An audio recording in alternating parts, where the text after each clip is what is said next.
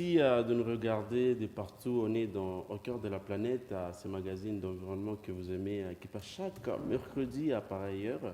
Et en rediffusion le jeudi à 17h10. Aujourd'hui, comme vous le savez, nous avons toujours quelqu'un qui nous accompagne, qui nous parle d'un sujet d'environnement. Aujourd'hui, nous recevons Madame Dignité Bouiza, à qui j'ai dit déjà bonjour. Vous allez très bien? Ah oui, je vais aussi bien. Dieu fait grâce. Madame Dignité Bouiza est directrice du bureau d'études Eshimia Mazingira. Déjà, Madame Dignité, comment se porte votre bureau d'études? Eshimia Mazingira va bien. Nous sommes dans 4 provinces, en Ituri, dans le Haut-Katanga, dans le Nord Kivu et dans le Lualaba. C'est à nous l'occasion de profiter de vous dire joyeux anniversaire. Oh, parce merci. qu'en ce jour, vous êtes en train de fêter votre anniversaire. Oui, merci beaucoup, merci. Merci. Avec Madame Dignité Bouiza, nous allons parler, n'est-ce pas, du recyclage des pneus. Nous voyons par-ci par-là, ici à Lubumbashi, je ne sais pas moi, dans toute la République démocratique du Congo, les pneus usagés éparpillés partout. Mais il y a une façon de les recycler, raison pour laquelle nous avons fait venir Madame Dignité Bouiza, avec qui nous allons devoir parler sur cet aspect des choses. Madame Dignité, présentez-vous. Vous êtes qui, environnementaliste et comment? Je suis avocate au barreau de Bruxelles et au barreau de l'Ituri. Et je me spécialise en droit environnemental et droit. Voilà. Et je suis aussi la directrice nationale de Eshimia Mazingira. C'est un bureau d'études qui fait les études d'impact environnemental et social. D'accord. Ah, ouais. Et comme je l'ai dit tantôt, on est dans 4 provinces et nous menons nos activités dans ces 4 provinces-là, l'Ituri, le Nord Kivu, le Lualaba et le Haut-Katanga. D'accord. Avec vous, nous allons devoir parler du recyclage des pneus. Est-ce que vous pensez que les pneus peuvent être recyclés? Oui, les pneus peuvent être recyclés. Tout est recyclable. En fait, c'est que il y a un lien qui vient avec. Lorsque il y a un développement économique, lorsqu'on a on est jeune, qu'on a un peu plus d'argent, qu'est-ce qu'on veut acheter le premier? C'est un véhicule, c'est une moto, c'est un vélo. Et ce sont des outils utiles parce qu'ils nous facilitent la vie, parce qu'ils nous permettent d'aller plus rapidement. Ils nous facilitent la vie. Mais ce qui vient annexer à ça, c'est que il y a des pneus. Et ça veut dire que plus le niveau d'achat augmente, plus la consommation de pneus augmente. Parce que ça veut dire qu'on change de pneus pour nos véhicules et pour nos motos, nos vélos. Et donc, nous, en fait, en tant que bureau d'études, nous faisons des études d'impact environnemental. Ça veut dire que nous appuyons les entreprises pour leur dire comment ils peuvent recycler les déchets parce qu'il ne faudrait pas que l'on jette les déchets dans la nature.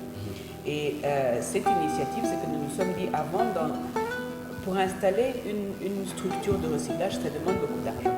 Et au Congo, il n'y a pas beaucoup, à ce jour, il n'y a pas beaucoup de structures de recyclage, que ce soit de pneus ou d'autres matériels. Et nous avons voulu voir ce qui se fait ailleurs, enfin dans les provinces où nous sommes, pour voir que font les gens avec les pneus qui existent. Voilà. Est-ce que vous pensez que le recyclage de pneus sera un jour en République démocratique du Congo une campagne réussie? Pour moi, je pense que c'est déjà une campagne réussie. Tout à l'heure, nous allons voir les images de ce que nous avons collecté. En fait, nous nous sommes rendus compte qu'il y a des gens qui font déjà du recyclage. Bien sûr, ils ne sont pas conscients que ça s'appelle recyclage, ils n'utilisent peut-être pas ces mots sophistiqués, mais ils font déjà du recyclage et ce, depuis des années. Donc je pense que, en tant qu'acteur du secteur de l'environnement, je suis de l'avis qu'il faudrait qu'avant d'apprendre aux gens, de leur donner des leçons en disant vous devez faire ceci, cela, moi je suis de l'avis qu'il faudrait que nous fassions un état des lieux pour voir ce que font déjà les gens, pour qu'on leur dise, parce qu'ils ont déjà de très belles initiatives. Vous allez voir tout à l'heure des images, ce sont des initiatives locales, faites par des jeunes sans influence extérieure au pays. Il y a déjà des images que nous sommes en train de voir, ce sont des activités qui sont faites. Là, c'est à Ituri. Là, c'est en Ituri. Là, ce sont des jeunes qui sont en train de construire une maison, ça s'appelle une maison au pisé. Donc, c'est une maison que l'on construit avec du bois et on ajoute des petits roseaux et on attache les roseaux avec des fils fabriqués en lamelles de pneus. Tout à l'heure, on a vu des images d'une personne qui découpait un pneu. Donc, voilà, ce sont les lamelles là. Les lamelles sont celles-là. On les découpe en petits fils et on les utilise pour construire des maisons en Ituri. C'est une pratique qui existe depuis longtemps, depuis des années en Ituri, depuis plus de 20 ans. La population locale de l'Ituri recycle les pneus de cette manière pour construire des maisons. Tout à l'heure, vous allez voir la maison finie, elle est très jolie. Et c'est une façon de recycler le pneu. En fait, vous êtes Voilà, ce sont là les lamelles qui sont vendues au marché. voilà. Vous êtes, je ne sais pas moi, votre bureau initiateur de ce projet de recyclage de pneus et tout. Qu'est-ce qui vous a beaucoup plus poussé à travailler dans l'environnement de ce secteur-là de pneus? C'était quoi votre raison? En fait, c'est que notre devise, l'une de nos nombreuses devises, c'est qu'il faut faire ce que nous pouvons maintenant avec ce que nous avons maintenant. Ça veut dire quoi? Aujourd'hui, en Ituri, au Nord Kivu, au Lualaba et dans le Haut-Katanga, où nous avons nos bureaux, il n'y a pas de recyclage. Il n'y en a pas. Et donc, qu'est-ce que nous allons faire? Nous allons dire aux gens, empêcher aux gens de recycler les pneus et de dire qu'allons-nous faire, où allons-nous les emmener? Donc, nous nous sommes dit, voyons ce que nous avons, voyons ce que nous pouvons faire avec les moyens locaux. Vous avez parlé tantôt des endroits où vous êtes en train d'œuvrer. Vous avez parlé de Lualaba, vous avez parlé de Lubumbashi, Ituri et Nord Kivu. Pourquoi les choix sur Ituri pour ce projet? Est-ce qu'à Ituri, il y a plusieurs pneus usagés que Lubumbashi ou Lualaba? Et est-ce qu'il y a une raison pour laquelle vous avez voulu commencer ce projet par Ituri? Il n'y a pas de raison particulière. Nous allons le faire sur nos 4 bureaux. L'équipe de l'Ituri a fini plus avant que les 3 autres équipes. Voilà. Mais nous sommes en train de collecter. En fait, nous avons une campagne de collecte des activités, des initiatives locales vertes. Nous, on appelle ça les initiatives locales vertes. Donc, on va dans toutes les provinces où nous travaillons, dans les 4 où nous travaillons, et nous faisons un état de lieu de ce que font la population locale qui est pour l'environnement, qui est bon pour l'environnement. Ouais. Et donc, ces 4 bureaux sont en train de travailler sur ça. Pour l'instant, le bureau de l'Ituri a fini sa collecte d'informations et son appui pour le recyclage des pneus. Et les autres bureaux vont suivre. Il n'y a pas de choix particulier. Tout ce que nous faisons dans nos 4 bureaux. En fait, parlons du pneu.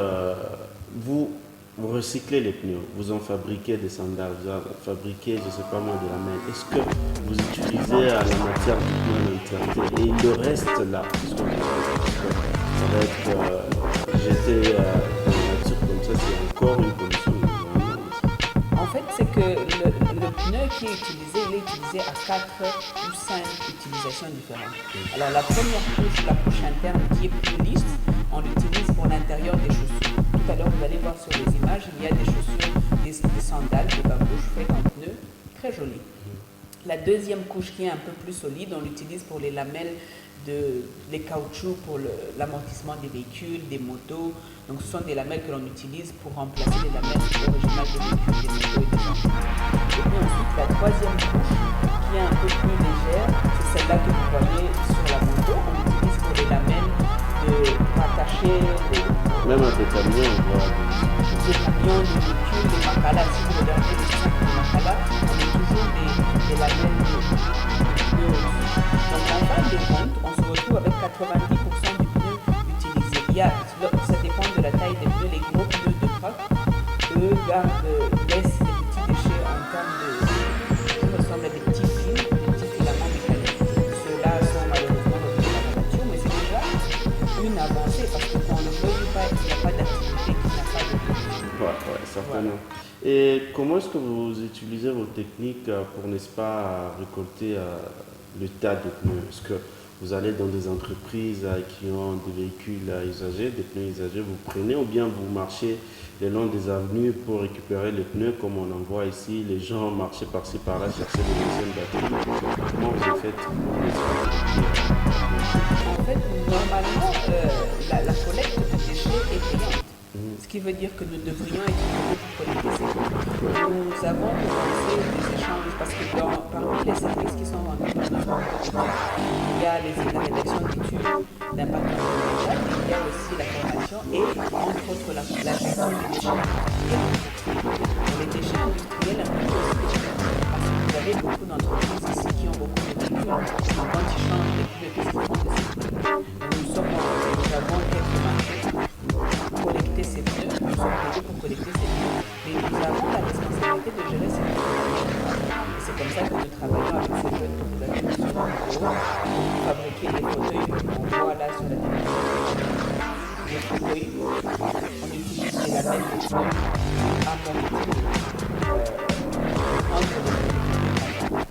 Donc c'est comme ça ça, c'est de là que nous avons les pneus. C'est pour ça que les participants avec les jeunes de les lamelles de pneus sur les fauteuils. Et à la fin, vous allez voir à la fin, ils sont très beaux. Et ils sont pas chers, ils sont entre 100 et 200 $.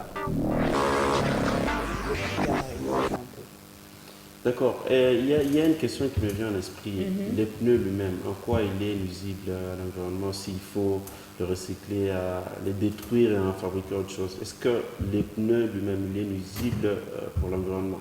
En fait, qu'est-ce qui est nuisible pour l'environnement? C'est quelque chose qui ne peut pas être dégradé, qui ne peut pas se fondre dans l'environnement. Un pneu, c'est fait à base de caoutchouc et ça prend environ 1000 ans, si je ne me trompe pas, pour se dégrader. Donc ça veut dire que si vous prenez un pneu usagé, que vous le déposez sur le sol, pour qu'il disparaisse, il faudra 1000 ans. 1000 ans? Oui. Wow. Quelque chose comme ça. Donc c'est-à-dire que lorsque vous prenez une épluchure de banane, que vous prenez un sachet, que vous prenez un pneu, l'épluchure de banane, elle va se transformer en compost. Donc elle est bonne pour elle n'est pas pollutrice. Ouais. Le papier va après un certain moment aussi se transformer en disparaître, c'est ça, se dégrader. Et le pneu, pour qu'il se dégrade entièrement, il faudra 1000 ans. Il faudra 1000 ans pour que les pneus se dégradent. Alors, je veux savoir, le but de ces recyclages, c'est un but lucratif ou c'est juste pour sauver l'environnement? C'est un but lucratif et social. C'est ça, les deux à la fois. Les deux, parce que c'est lucratif parce que nous recevons des fonds pour collecter ces pneus. C'est social parce que nous réinjectons des fonds pour encadrer tous les jeunes que vous avez vus sur les images. Nous les encadrons. Nous leur apportons un appui pour acheter les outils, les lames qu'ils utilisent pour couper les pneus. Ils doivent payer des taxes au marché où ils vendent les lamelles. Donc, une partie de notre revenu, nous la reversons pour le soutien de ces jeunes-là. Maintenant, est-ce que vous avez quand même une équipe de gens que vous formez? Vous avez dit, vous êtes à cheval en Afrique et de l'autre côté en Europe. Est-ce que vous laissez quand même une grande équipe qui peut toujours continuer avec ces projets, même si vous n'êtes pas au pays, par exemple? Parce qu'il ne faudrait pas que quand vous êtes là, il y a cette action qui s'est faite, mais quand vous n'êtes pas là, il n'y a plus rien. Est-ce que vous êtes sûr que vous avez inculqué une idée dans la jeunesse et l'idée peut être... Vous parlez de l'idée du recyclage. De recyclage, oui. Parce qu'il y a deux choses qui sont différentes. Les bureaux de Echimia Mazingira, on en a 4, et ils sont dans 4 provinces, donc ils fonctionnent. On a des équipes d'experts qui travaillent avec Echimia Mazingira. L'idée de recyclage. Oui, maintenant, l'idée de recyclage, c'est que nous faisons un appui à ces jeunes qui font le recyclage au niveau local. Et les membres des équipes Echimia Mazingira qui sont dans ces provinces soutiennent ces jeunes. Donc que nous soyons là, que moi je sois là personnellement ou pas, le bureau Echimia Mazingira fonctionne, ce qui veut dire que comme le bureau fonctionne, il soutient ces jeunes qui font le recyclage. Et ce sont des jeunes, en fait, ils font ce travail et nous leur montrons qu'ils peuvent générer de l'argent en recyclant. Et nous essayons de leur expliquer l'utilité de ce recyclage en leur disant ce que vous faites est beau, ce que vous faites est bon pour l'environnement, ce que vous faites est louable. Et je me souviens, la fois où on a diffusé ces images à la télévision locale en Ituri, les jeunes qui font le recyclage étaient très fiers parce qu'à un moment donné, ils font ce travail en pensant que c'est un travail de dernier niveau, que c'est la découpe initiale du pneu. Et donc ces jeunes se sentent un peu délaissés et ils cherchent du travail ailleurs. Mais l'appui que nous leur apportons, c'est pour leur dire, vous faites quelque chose de bien, continuez, vous pourrez faire une carrière, vous pourrez faire de l'argent et c'est quelque chose de louable. Admettons qu'aujourd'hui, il n'y a plus production, un grand nombre de pneus. Qu'est-ce qu'ils vont faire des recyclages? Ils vont utiliser quelle autre matière? Ils recycleront autre chose. Il y a aussi d'autres recherches qui ont été faites en Ituri.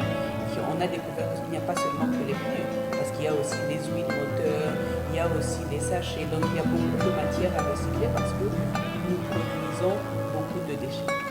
Nous, les humains, en général. À chaque jour. Et à Lubumbashi, il faut faire un projet de recyclage. Vous commencerez par quoi? Si on vous donne la ville de Lubumbashi, vous dit il faut recycler, il faut commencer par quelque chose. Selon vous, vous avez vu Lubumbashi, l'état environnemental de la ville de Lubumbashi. Vous commencerez par quoi? Je commencerai par le tri, parce qu'à Lubumbashi, pour l'instant, d'après ce que j'ai vu, il n'y a pas de tri. Et c'est comme dans les autres provinces d'ailleurs. Donc moi, je commencerai par le tri. Le tri, c'est-à-dire qu'on devrait avoir 3 sortes ou bien deux pour commencer, les biodégradables, c'est-à-dire que chaque ménage, selon moi, devrait avoir, ce n'est même pas selon moi, c'est ce qui se fait dans d'autres pays. Donc, le début du recyclage, c'est le tri. On met ce qui est dégradable d'un côté, c'est-à-dire les épluchures, les restes de nourriture, on les met d'un côté, et ce qui n'est pas biodégradable rapidement, les plastiques, les bouteilles en verre, les pneus et tout, on les met d'un autre côté. Et donc à ce moment-là, on pourrait avoir un compost dans chaque ménage. Où le ménage met tout ce qui est biodégradable dans le compost parce qu'il peut se transformer en compost utile pour fertiliser le sol. Et ensuite, on pourrait... Vous m'avez demandé ce que moi je ferais. Hein. Oui. Donc ensuite, je collecterai tous ces déchets non biodégradables, c'est-à-dire les plastiques, les bouteilles en verre, le papier, et j'irai le recycler dans je créerai un dépotoir, une déchetterie, et dans cette déchetterie-là, il y aurait du recyclage. Mais comme je vous ai dit, pour installer une déchetterie, ça coûte cher. Et souvent, les municipalités avec lesquelles nous avons parlé dans les 4 provinces où nous travaillons n'ont pas les fonds d'installer une déchetterie publique et un système de recyclage. Merci. Je crois que la mairie de la ville de Lubumbashi est en train de nous regarder comme c'est en train de nous suivre. Dans cette émission, nous saluons en passant le maire de la ville, le Baba Boulouma. Je crois que ce sont des bonnes idées comme ça qu'il faut prendre, n'est-ce pas, pour rendre notre ville encore salibre, encore très propre. Madame Dignité, on est presque à la fin de notre entretien. Qu'est-ce que vous vouliez dire que vous n'avez pas dit? Je voudrais juste rappeler une chose, c'est qu'ensemble nous pouvons. C'est qu'ensemble nous pouvons et qu'il ne faut pas attendre de faire de grandes choses. Moi je suis de l'avis que nous changerons, nous protégerons l'environnement ensemble et un déchet à la fois. Donc il ne faudrait pas que l'on néglige les actions. Le fait que je prenne un déchet, que je le mette dans la poubelle, c'est déjà une bonne action. Le fait que je plante un tout petit arbre, c'est déjà une bonne action. Le fait que je trie mes déchets, c'est déjà une bonne action. Donc ne négligeons pas les petits actes, parce qu'ensemble, un petit acte plus un petit acte, nous changerons et nous protégerons l'environnement. La toute dernière question, est-ce que vous pensez que la population peut contribuer au changement de l'environnement ou c'est le gouvernement? Moi, je pense que sans la population, le gouvernement n'y arrivera pas. Je pense que la population, c'est elle qui est sur le front, c'est elle qui est sur le terrain tous les jours. C'est premièrement la population qui doit participer. Le gouvernement doit encadrer, mais c'est la population qui doit s'approprier et être active dans ce changement, dans cette protection environnementale. Okay. Merci à Madame Dignité, c'était un plaisir de vous recevoir dans cette émission au cœur de la planète. Fidèles téléspectateurs, nous vous disons certainement merci de nous avoir suivis. On recevait déjà là Madame Dignité, qui est directrice du bureau d'études environnementales Ishinya Mazingira, avec elle nous avons parlé sur le recyclage des pneus.